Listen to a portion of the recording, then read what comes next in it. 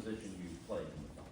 Okay, I'm Nicole Cohet. I just did the film you just saw, so If You Give a Girl a Candle. I wrote it and directed it and produced it. How you doing? I'm Alycia Cooper. I wrote, directed, and produced We Got Ours. Yeah. Hi, I'm Veronica Macari. I wrote, produced, and acted in Imposter, the series. My name is Ernie. I'm the writer and director of Darcy Day. Excellent. Nicole. Dare I ask where this comes from? I mean, you've never been a 20-something girl. Yeah.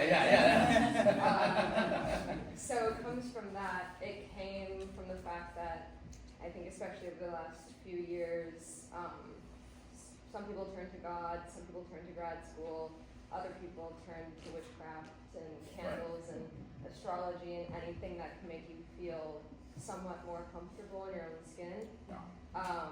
So I kind of just started from there and then thought about what would it look like if all your worst insecurities came to life because you messed up a spell that you don't really believe yourself. So that's what happened. Are you yourself a comedian? I am a comedian. I had a feeling. So yeah, I've been a stand-up comic for 24 years. I'm from the Washington, D.C. area, and this was based on a true story. This actually happened. So one male comic who he combined with two dynamos, and they made this pact. They weren't gonna go on until they all got paid. And the next thing you know, they got paid, he did, and the show went on.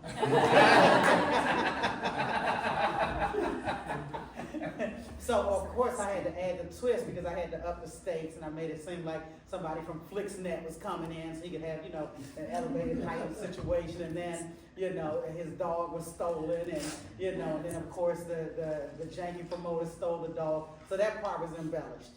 But the general nucleus of the idea was based on a true story. Fantastic. Tell me about your film. I mean, inspiration and where'd the idea come from?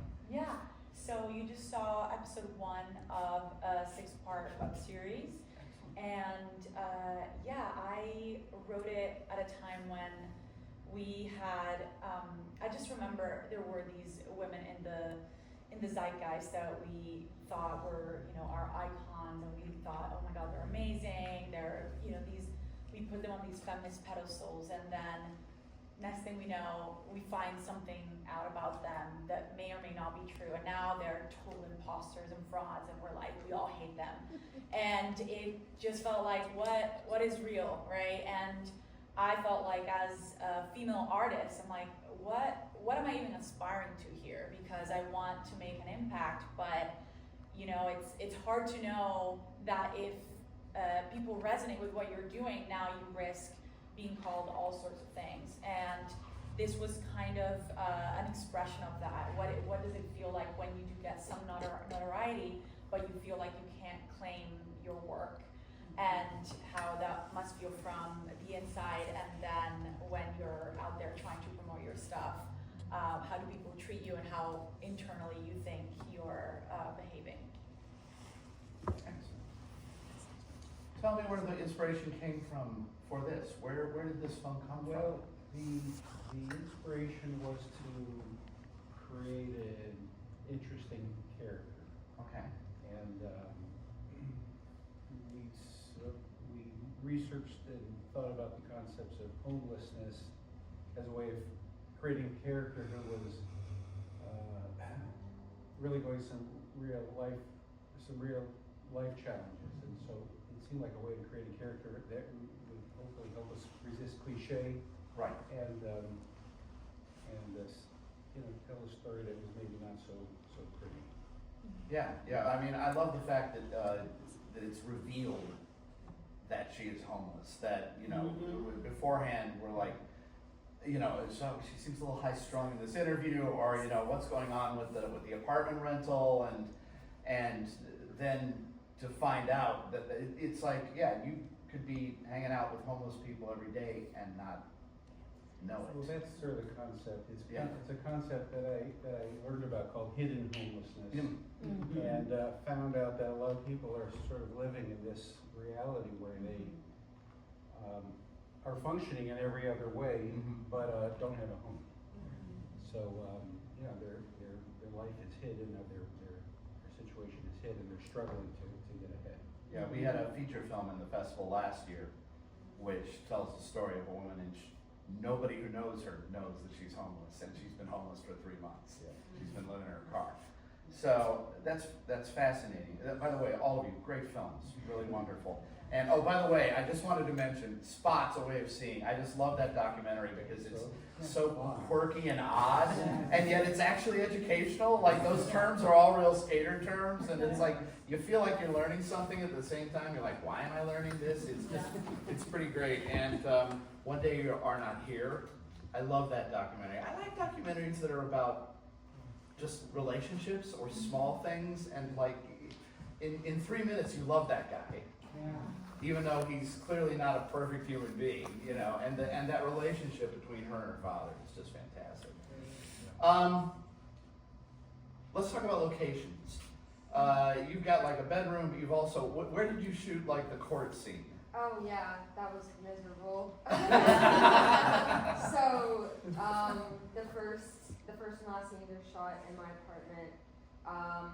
The courtroom scene, we had a theater that told us, they want to support, indie filmmaking, whatever. And then the night before, obviously, they no longer were communicating with me. So we had to find a theater last minute. Wow.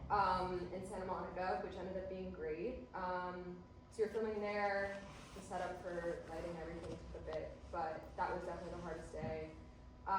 The outdoor scenes, we were just gonna film in Burbank.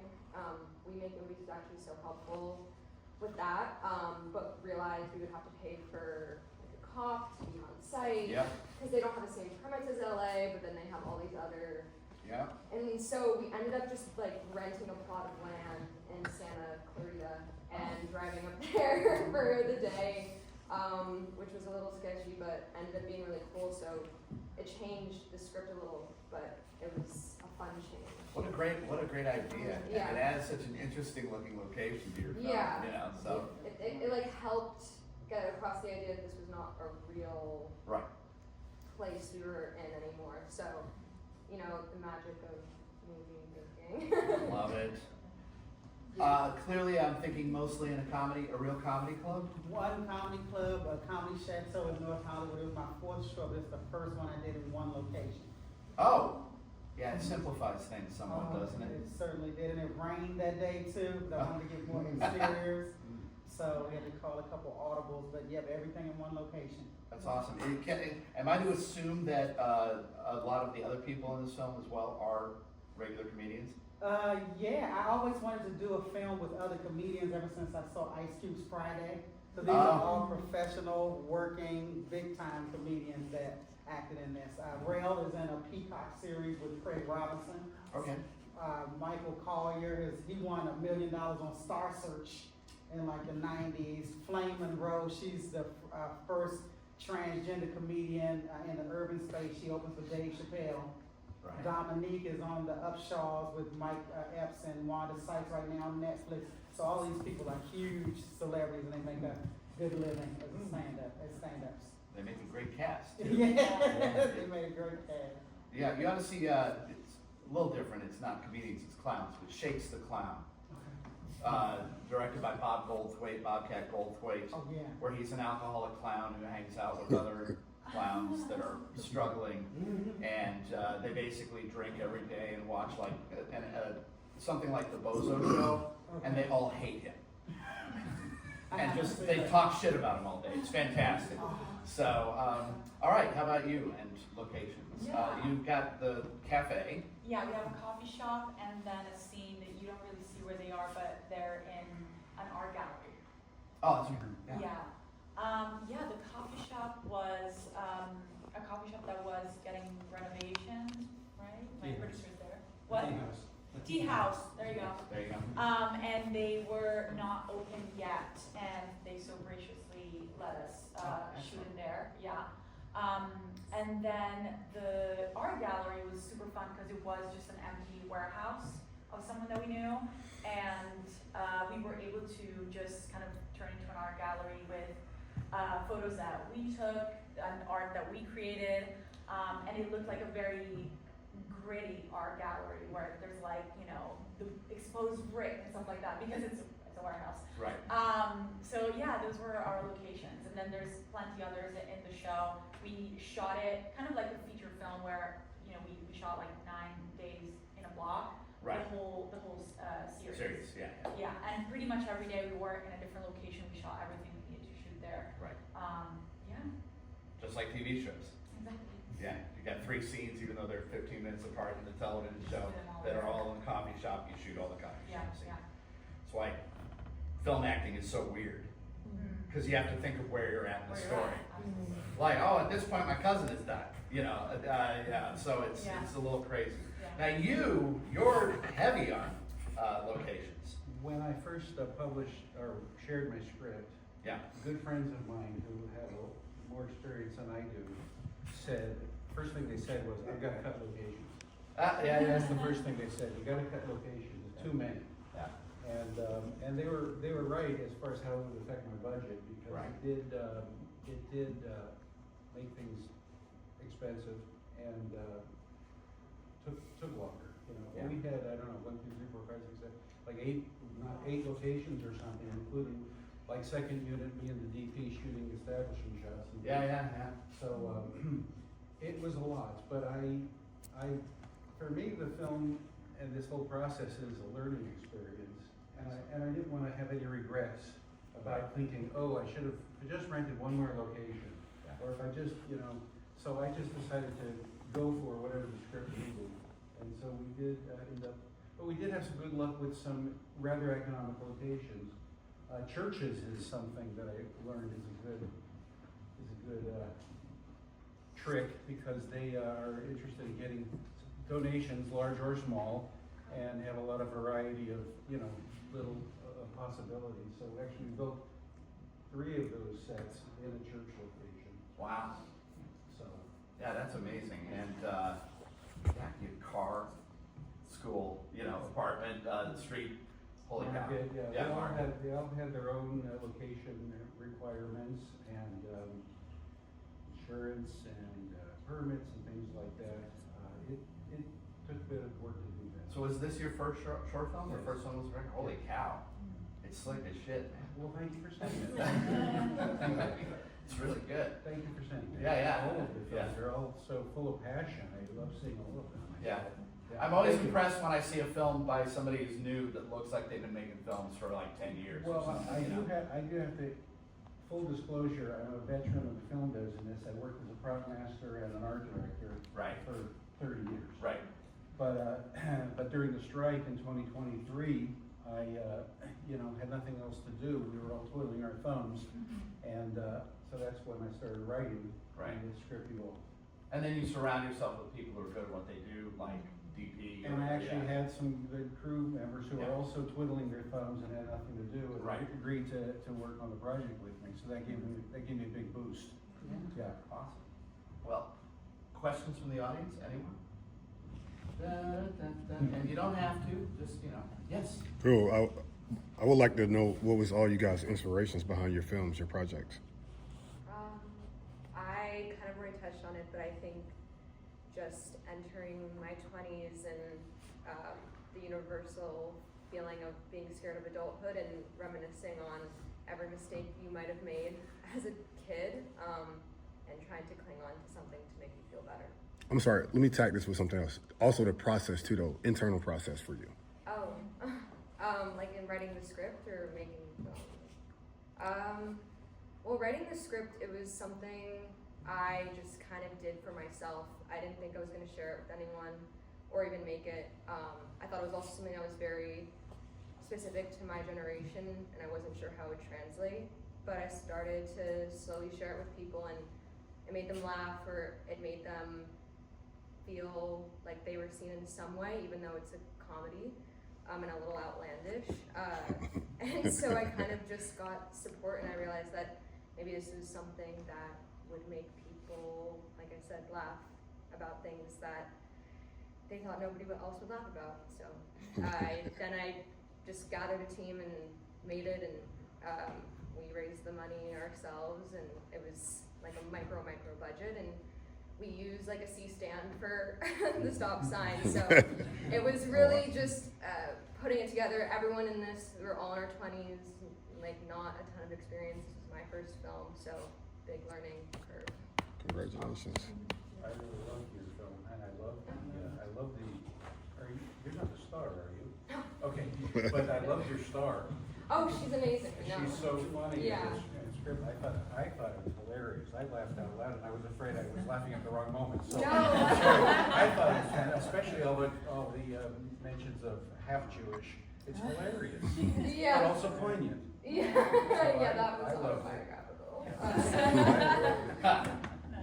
And same for me, I had mentioned already that this was based on a true story. The girl who played Pinky, that was in all pink, this really happened to her. So when she told me this story, I immediately fell out laughing. And I said other people have to see this, because behind the scenes of stand-up comedy is very, it's horrible how comics treat one another. Everybody's trying to undercut each other, and this one isn't funny, and trying to go to the booker and say, why'd you book him and didn't book me? And it's dastardly behind the scenes. So I wanted people to see a little inkling of what happens, how comics, because it's such an individual art form, how people act as individuals. And so once she told me the story, I just cracked up laughing. I said, I have to put this into a script, and that was my inspiration. What was your internal process though too? You mean internal process as far as what, Making it, writing, whatever your contribution was though. Like, the script, it took 23 rewrites. And so for me, unless I get to like the 20th rewrite, I don't think I'm there yet. So first it was getting it on the page. I had to, just go back into my process as a comic, the things that I've dealt with in the past, and just internally, just how I wanted everybody to feel about this. I wanted it to be a flip. So at first the girls all, this is what we're gonna do, and blah, blah, blah, blah. We're united, we stand. And then all of a sudden they standing up cussing him out because they got their money and he didn't. So I wanted you to see the switch that happened. Once they got paid, all of a sudden they, give me a drink, Pudge. So now, and he looks at them and was like, he paid y'all, didn't he? So my whole internal thing was just to show how, not only how we treat one another, but and through the script to show how we'll flip on each other really fast. The one guy that's new, he's jealous because he's got more followers than him, and then he stands up and says, as soon as he's looking like there's a problem outside, he goes, I'll take his place. That's typical. They don't even let the body get cold. And so just wanted to, just show all of that and the process of what it takes to do this as a stand-up comic, and how there's no loyalty, which is why we don't have a union.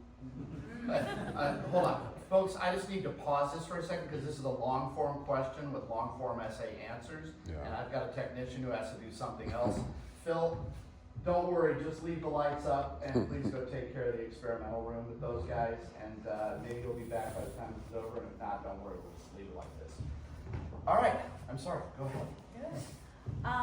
For me, I have made a couple of short films before this, and I've been on the festival circuit before with something that I didn't feel super confident with, and I felt like people were lying to me, and they were telling me, good job, but inside they were like, it's not good, but we're too nice to tell you. And it just felt very heightened, like what I thought, what I felt was true and what people were telling me. And I was like, this can't be right. And I know I'm not an insecure person, so what is this stemming from? And I kind of went through a journey of trying to understand what is making me think that I shouldn't be here.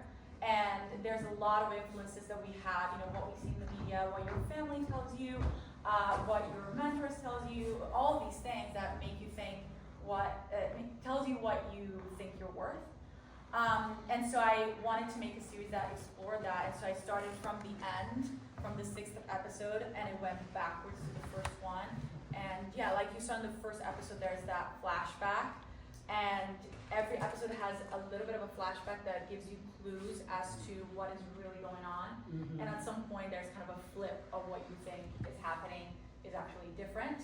And so it was kind of a whodunit. That's how I approached it as a writer.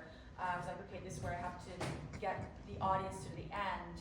Here are all the clues that get you there. Yeah. My inspiration was, well, as I mentioned, I worked in the business for a while, mainly in TV, and which I love, comedy, which I love.